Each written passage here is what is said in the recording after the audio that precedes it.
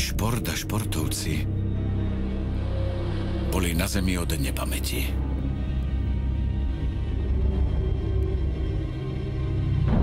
No nemali to vždy ľahké.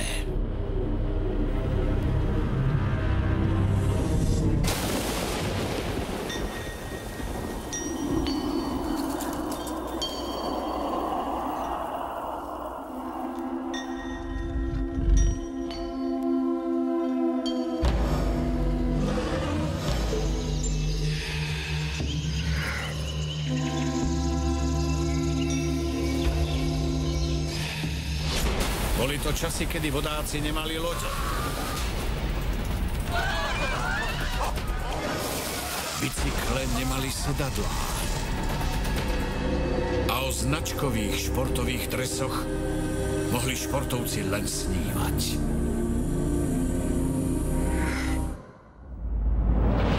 Na šport nebolo veľa času.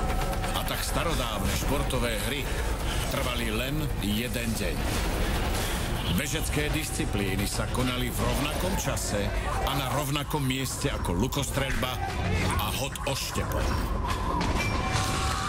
Len účesy a tetovania pripomínali dnešných športovcov.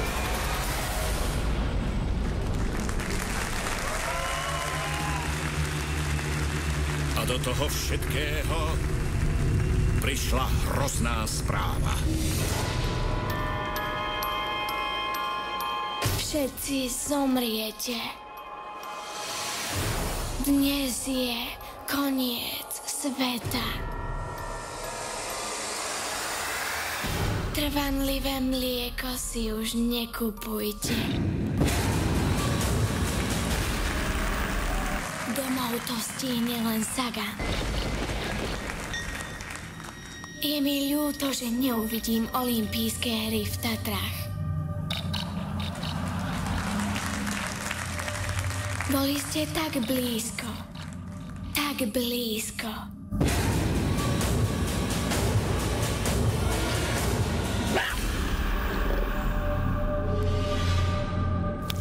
Musíme nájsť niekoho, kto sa premiestni do budúcnosti.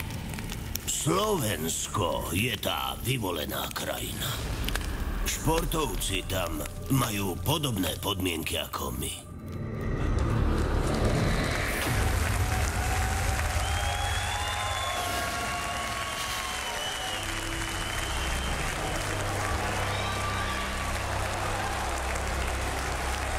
Ja tam pôjdem!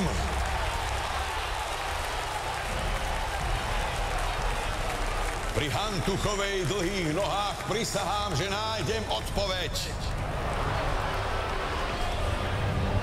Pri Hamšíkovom účese prisahám, že zabránim koncu sveta. A pri Chárovej dlhej hokejke prisahám, že Banášová to celé bude moderovať. Odchádzam.